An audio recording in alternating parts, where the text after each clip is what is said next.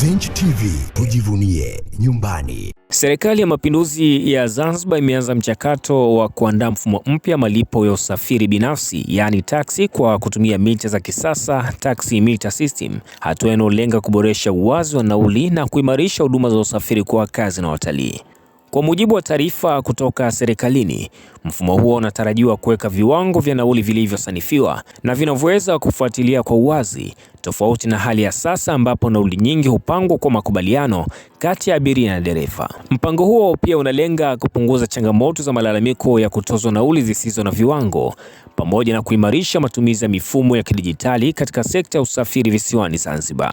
Lakini pia vilevile utekelezaji wa mfumo huo unatarajiwa kuongeza ufanisi wa huduma za taksi, kurahisisha malipo kwa abiria na kuendana na mkakati wa Zanzibar kuimarisha sekta ya utalii kupitia huduma bora na za kisasa za usafiri. Hatua hiyo inaonekana kuwa ni sehemu ya juhudi pana za kuifanya Zanzibar kuwa eneo lenye huduma za usafiri zilizo wazi na za kisasa na rafiki kwa wageni wa ndani na nje ya nchi. Una maoni gani juu ya taarifa hii?